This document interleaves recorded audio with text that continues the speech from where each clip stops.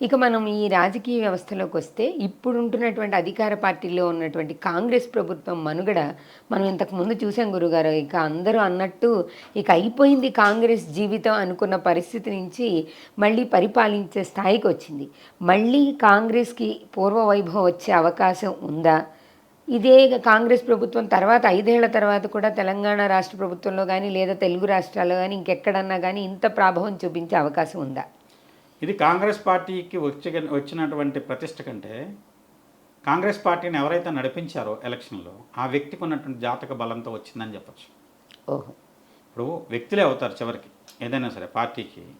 అయితే ఇక్కడ మీరు గమనించినట్లయితే అంతవరకు కాంగ్రెస్ పార్టీకి తెలంగాణలో కూడా అంత గొప్ప యోగం లేదు. అవును. ఎప్పుడైతే రేవంత్ రెడ్డి గారిని పార్టీ అధ్యక్షుని చేసి రేవంత్ రెడ్డి గారిని వచ్చేసి పార్టీని ముందు నడిపించమనేసరికి ఆయన జాతకంలో ఉన్నటువంటి యోగాలు ఏవైతే ఉన్నాయో పార్టీకి మళ్ళీ తిరిగి అధికారం దక్కేలా చేయడానికి దోహదకారైందని చెప్పచ్చు.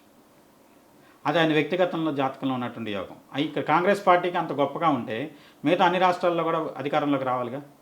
కర్ణాటక తెలంగాణలోనే వచ్చి మిగతా రాష్ట్రాల్లో రాకపోవడానికి కారణం వ్యక్తిగత జాతకం బాగా బలీయమైనది అవడంతో ఆ వ్యక్తిగత జాతకంతో పాటు ఎవరైతే అప్పటి వరకు అధికారంలో ఉన్నారో ఆయన వ్యక్తిగత జాతకంలో ఒక రకమైన యోగభంగం కనపడుతుంది, దశాచిత్రం. తద్వారా ఈయన యోగాన్ని పొందగలిగాడు. అది ఈయనకు వచ్చిన యోగం కాంగ్రెస్ పార్టీకి కూడా యోగంగా మారింది. అంతేగాని ఇది పార్టీకి వచ్చినటువంటి ఇది కాదు. అయితే మీరు ఈ విషయాన్ని ఖచ్చితంగా చెప్తారు. రేవంత్ రెడ్డి గారు ముందైతే 5 సంవత్సరాలు, మిగతా 4 సంవత్సరాలు ముఖ్యమంత్రిగా కొనసాగుతారు. దీంట్లో ఎటువంటి సందేహం లేదు. 4 ఏళ్ళు ఇక్కడ 2 ఏళ్ళు అయిపోయింది అనుకుంటా కదా.